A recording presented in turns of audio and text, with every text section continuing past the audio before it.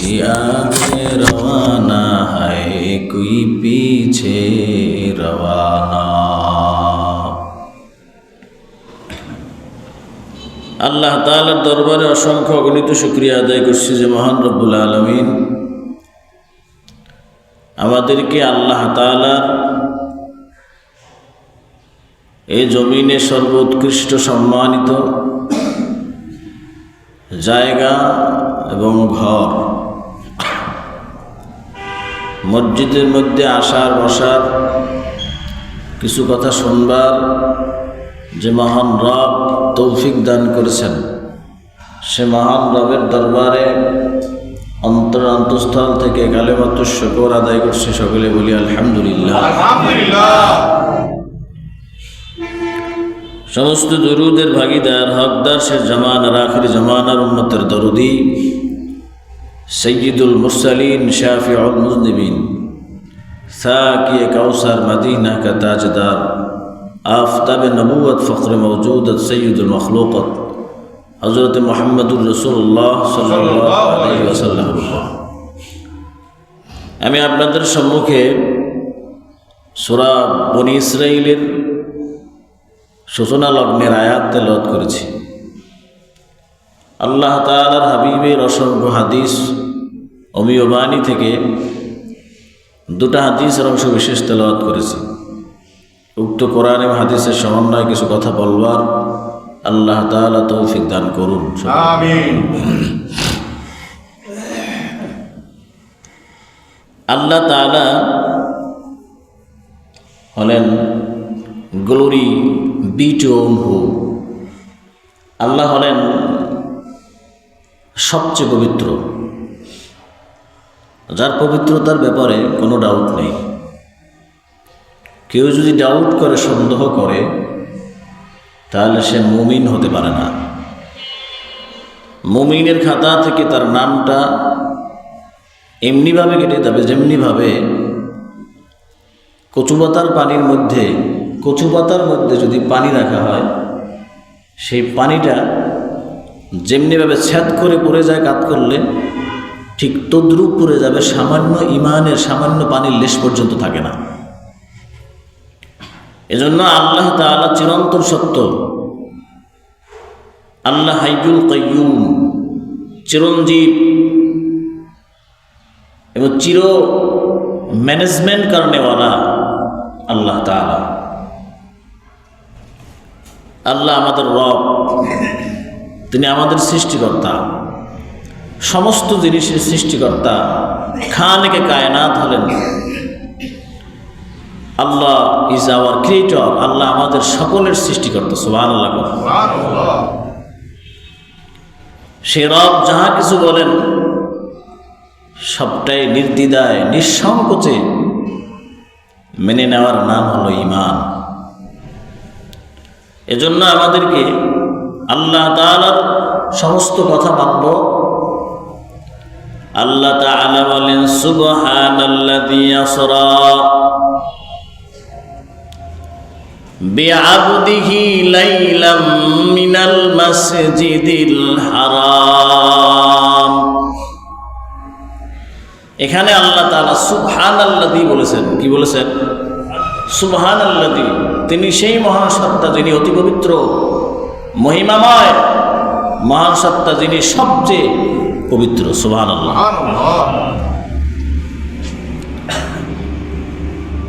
এখানে আল্লাহ তাআলা নিজের কথা নিজে পবিত্রতার ঘোষণা দিয়েছেন। সুবহানাল্লাযী আসরা।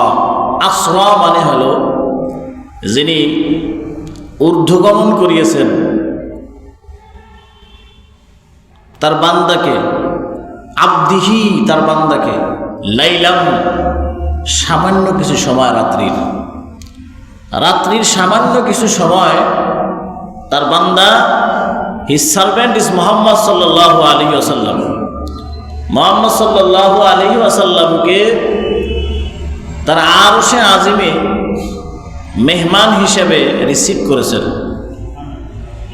এটা যেমনি রাসূলের জন্য সৌভাগ্য, তেমনি উম্মতে মুহাম্মাদের জন্য, নেশন অফ মুহাম্মদ, মুহাম্মাদের জাতির জন্য এটা একটা সৌভাগ্য। সুবহানাল্লাহ, আলহামদুলিল্লাহ বলে।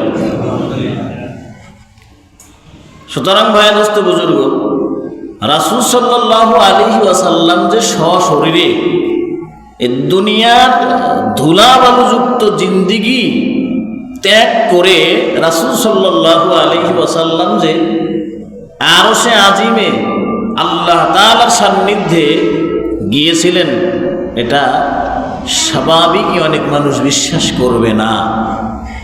স্বাভাবিকই অনেক মানুষ বিশ্বাস করবে না।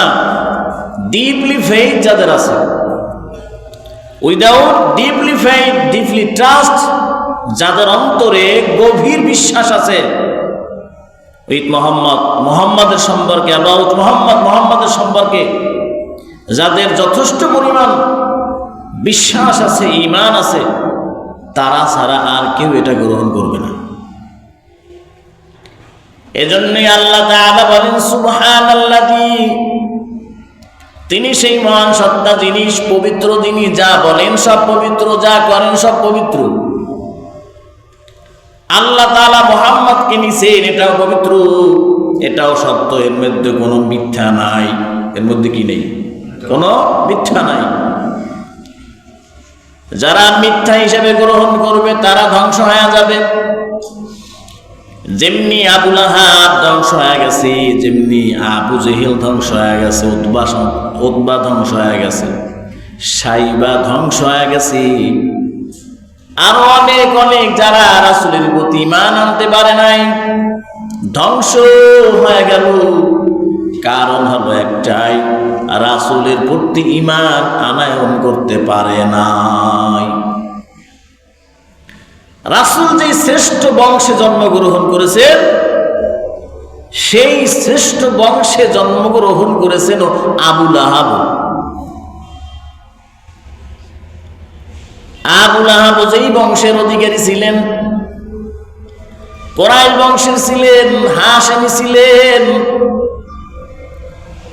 সুন্দর চেহারার অধিকারী ছিলেন আবু লাহাব। মুত্তালিবী ছিলেন, মুত্তালিবের পুত্র ছিলেন, বরঞ্চ মুহাম্মাদের চেয়েও বেশি আগানো মুত্তালিবের দিক থেকে। মুত্তালিব, আব্দুল মুত্তালিব হলো মুহাম্মদ, হলো তার নাতি, আর আবু লাহাব হলো আব্দুল মুত্তালিবের সন্তান। এত এত গৌরবান্বিত লকব থাকার পর আবু লাহাব আগুনের পিতা। কিসের পিতা?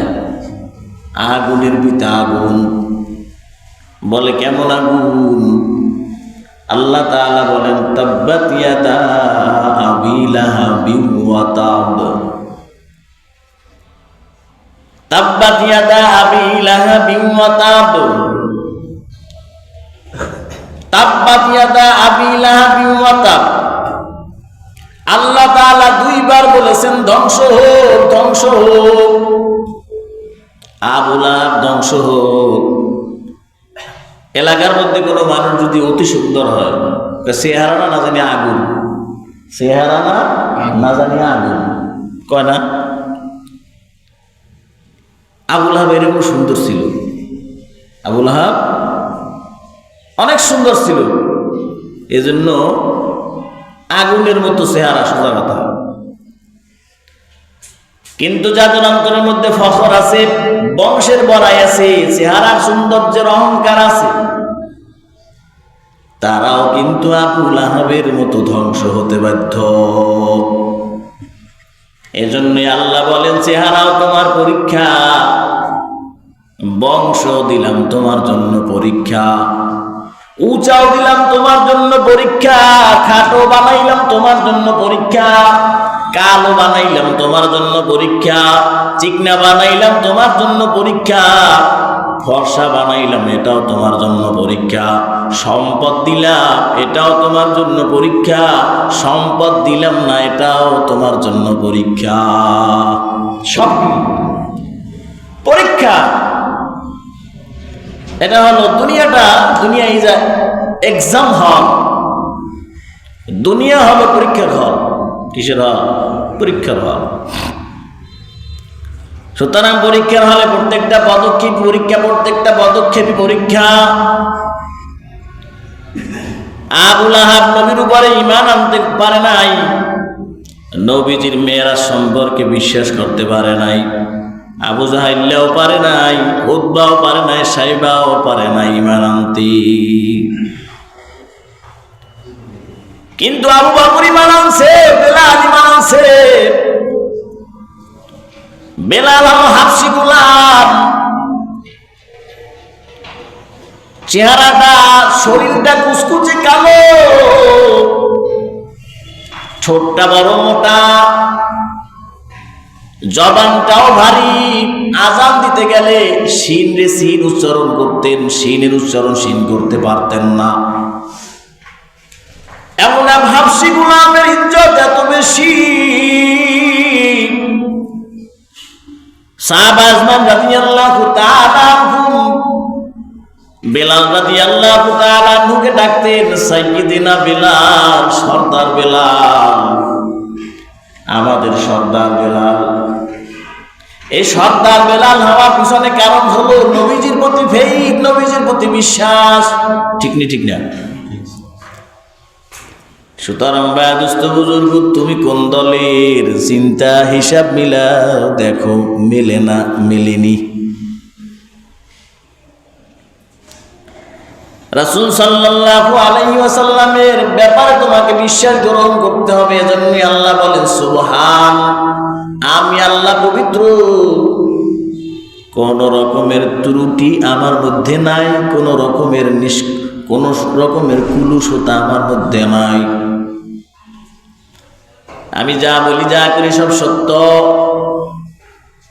এজন্য আল্লাহ বলেন সুবহানাল্লাযী আসরা বিআবদিহি লাইলাম মিনাল মাসজিদিল হারাম। আল্লাহ তাআলা তার বান্দা মুহাম্মদকে রাতের কিছু অংশে, স্লাইট নাইট, রাতের সামান্য অংশের মধ্যে আল্লাহ তাআলা মসজিদে আকসা থেকে, বাইতুল মুকাদ্দাস থেকে আল্লাহ তাআলা কোথায় নিয়েছেন? আরশে আজিমে নিয়েছেন। বলে সুবহানাল্লাহ। দুনিয়ার মধ্যে দুই মসজিদ, নাম্বার 1 বাইতুল্লাহ, নাম্বার 2 মদিনাতুল মুনাওয়ারা, যার পূর্ব নাম ছিল ইয়াসরিব, বর্তমানে ইয়াসরিব বলা হলো মাকরুহ। ইয়াসরিব বলা কি? মুহাম্মাদের পদচরণ যেদিন ওই এলাকার মধ্যে লাগছে, সেই দিন থেকেই মদিনাতুল মুনাওয়ারা, সেদিন থেকে কি মদিনাতুল মুনাওয়ারা নবীজির জন্য ওই জমিন দামি হয়ে গেছে, দামি। নবীজির জন্য এই উম্মত দামি হয়ে গেছে, নবীজির জন্য আরশ দামি হয়ে গেছে। সুবহানাল্লাহ। নবীজি যেইখানে যাইতেন সেইখানটাই দামি হয়ে গেছে। নবীজি সাল্লাল্লাহু আলাইহি ওয়াসাল্লামকে আল্লাহ তাআলা যখন নিয়ে যাবেন, আল্লাহ তাআলা বললেন জিবরাইল যাও, আমার দোস্ত মুহাম্মদ রে আমার দরবারে নিয়ে আসো। এদিক থেকে আল্লাহ তাআলা বললেন, হে পয়গম্বরের দল, ও আমার সম্মানিত নবীর দল, যত নবী তোমরা আছো সবাই বাইতুল মুকাদ্দাসে গিয়ে আসন গ্রহণ করো, সেখানে অবস্থান করো। জিবরাইল বলল তুমিও যাও। জিবরাইল আলাইহিস সালাতু ওয়াস সালামের সঙ্গে গেলেন। আল্লাহ বললেন জিবরাইল, বাইতুল মুকাদ্দাসে গিয়ে তুমিও আটকে থেকো না, ওখানে অবস্থান নিও না, বরং তুমি আমার দোস্ত মুহাম্মদের বাড়িতে যাও, সেখান থেকে আমার দোস্তরে নিয়ে আসো। সুবহানাল্লাহ। আপনার আমার কলিজার টুকরা নবী রাহমাতুল লিল আলামিন মুহাম্মাদুর রাসূলুল্লাহ সাল্লাল্লাহু আলাইহি ওয়াসাল্লাম দুনিয়ায় আগমন করার পর দুনিয়ায় আয়েশা দেখে আব্বা নাই, কি নেই? আব্বা নাই। দুনিয়ায় আয়েশা দেখে বাবা নাই, বাবার মোহব্বত কেমন সন্তান দেখে নাই। মুহাম্মদের অন্তরে শূন্যতা, বাবার মোহব্বতের শূন্যতা বিরাজ করছে। ওই মুহাম্মদ বাবাকে পায় নাই, মায়ের মোহব্বত তেমন পায় নাই। ধাত্রীমা হালিমার ঘরে বড় হইছেন। এরে আল্লাহর গোলাম, তোমার আমার কলিজার টুকরা নবীর জন্য তোমার একটু মায়া হয়। যারা নবীরে মোহাম্মত করে নবীদের জীবনী পড়ে আর কান্দে। অনেক মানুষ তো নবীদের জীবন পড়তে পড়তে সারা রাত পার করে দেয়, আছে না নাই? কিন্তু তোমার আমার জিন্দেগিতে কি এমন হইল, নবীর মোহব্বত তোমার আমার অন্তরে নাই। রাসূল সাল্লাল্লাহু আলাইহি ওয়াসাল্লাম বাবা হারাইলেন, মা হারাইলেন, ইসলামের জন্য সবটুকু সময় ব্যয় করলেন, সম্পদ ব্যয় করলেন।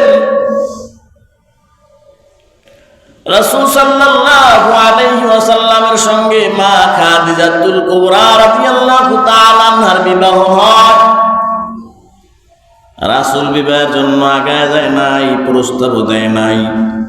রাসূলের মতো সুন্দর আদর্শ, সুন্দর মানুষের পরশ পাওয়ার জন্য সম্ভ্রান্ত বংশের সম্ভ্রান্ত মহিলা খাদিজাতুল কুবরা রাদিয়াল্লাহু তাআলা আনহা প্রস্তাব জানাইলেন, মুহাম্মদ যদি রাজি হয় আমি তার বিবাহ বন্ধনে আবদ্ধ হতে চাই। সুবহানাল্লাহ। সম্ভ্রান্ত পরিবারের সম্ভ্রান্ত মহিলা, টাকা পয়সার অভাব নাই, সমস্ত টাকাগুলো বান্দি নবীজির জন্য খরচ করলেন, নবীজিকে দান করে দিলেন। নবী আমার টাকা পয়সা গুলো সব ইসলামের জন্য খরচ করে দিছি। নবী দিন যায় ইসলামের প্রচার করতেছেন, শত্রু বাড়তেছে। কি বাড়তেছে? শত্রু বাড়তেছে। নিজের বংশের লোকই তার শত্রু হয়ে গেছে। আবু লাহাব, উতবা, সাইবা, আবু জাহেল সবাই নবীর শত্রু। এতদিন পর্যন্ত সবাই নবীর আলামিন বলছে। আলামিন কি বলছে? আলামিন মানে বিশ্বাসী। এমন বিশ্বাসী পৃথিবীর জমিনে আর একটাও পয়দা হয় নাই। সুবহানাল্লাহ। নবীজি যখন বললেন এক খোদার ইবাদত করতে হবে, অন্য কোন খোদাকে সেজদা ওয়ারশিপ করা যাবে না, সবাই নবীজির বিরুদ্ধাচরণ করলো। সবার ধ্যান ধারণা, এতগুলো দেবতাই আমাদের ডিমান্ড, আমাদের দাবি পূরণ করতে পারে না। একটা দেবতা, একটা প্রভু কেমন করে আমাদের দাবি পূরণ করবে? জামা 70 জানা পড়লে একটা বড় কামে লাগবে, দামি, ঠিক না? দেবতা এতগুলার দরকার নাই যেগুলার কোনো শক্তি নাই। ইন্নাল্লাহা আলা কুল্লি শাইইন কাদির, কাদেরে কুদরতু দানি বল কামাল, আনতা রব্বি আনতা হাসবি যুল জালাল, তুহি কাদের জলিলুল্লাহ জাহাদার, বহর হালে তুহি মেরা নিগাহদার। এরে আল্লাহর গোলাম, আল্লাহর শক্তি কেমন? দুনিয়ার মধ্যে বান্দা দেবতা বানায়, দুনিয়ার মানুষই মূর্তি বানায়। মূর্তি খাইতেও পারে না, চলতেও পারে না, কথাও বলতে পারে না। সেই মূর্তির যারা পূজা করে ওদের সে বড় ব্যাককলার কেউ আসেনি। আল্লাহ, সবাই নবীজির শত্রু হয়ে গেল, শত্রু। নবীজি সাল্লাল্লাহু আলাইহি ওয়াসাল্লামকে কষ্ট দেওয়া শুরু করলো বিভিন্ন ভাবে। আবু জাহিল, আবু লাহাবের স্ত্রী উম্মে জামিল নাম তো সুন্দর কিন্তু কাম তো উল্টাপাল্টা। মোহাম্মদ মৃত্যু, মোহাম্মদ পাগল, মোহাম্মদের কাছে তোমরা কেউ যাইবে না, মোহাম্মদের কাছে তোমরা কেউ যাইবে না। মানুষ কয় মোহাম্মদ পাগল হইলে তোকে এত টেনশন কেন? পাগল তো পাগলই, রাইতে দিনে পাগল হয়ে গেছিস তোরা। এর বাড়ি যাস, ওর বাড়ি যাস, কস মোহাম্মদের ধারে যাইও না। তা পাগল মানুষ তো পাগল করে থাকবে, এখানে সমস্যা কি? তো তবু এত মাথা ব্যথা কিছু ঝামেলা আছে, কি আছে? ঝামেলা আছে। এত পাগল হয়েছে কারা মোহাম্মদের লইয়া? বুঝা গেল খনি আছে, হয় না? যেই মোহাম্মদের দ্বারা যায় সেই পাগল হয়ে যায়।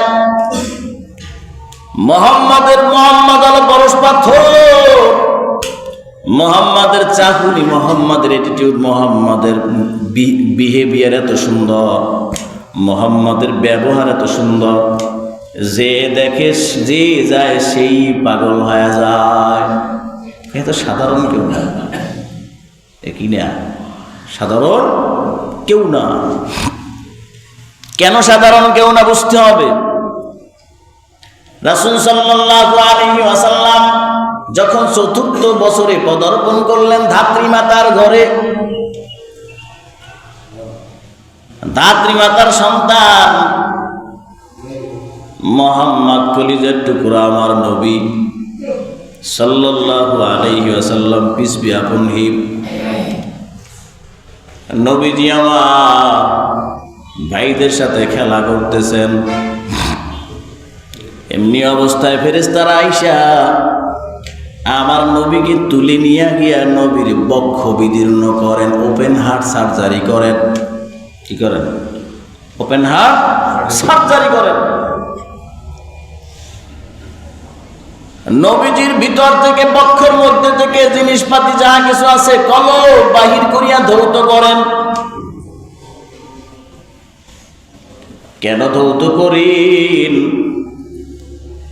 নবীজির বক্ষ বিদীর্ণ করা হয় ৩ বার, কেউ কেউ বলেন ৪ বার। ৩ বারের প্রথমবার হলো ৪র্থ বছর বয়স, যখন তখন। কেন করলেন? নবীরা ছোট থেকেই মুরব্বী সুলভ ছিলেন। তারা এমন জ্ঞান রাখতেন, এমন কথাবার্তা বলতেন, মানুষ মনে করত যে এ বিজ্ঞ কোনো ব্যক্তি হবেন। নবীরা সবার থেকে আলাদা ছিলেন। কুল্লু নবিয়্যিন মাসুমুন, সমস্ত নবীরা ছিল নিষ্পাপ।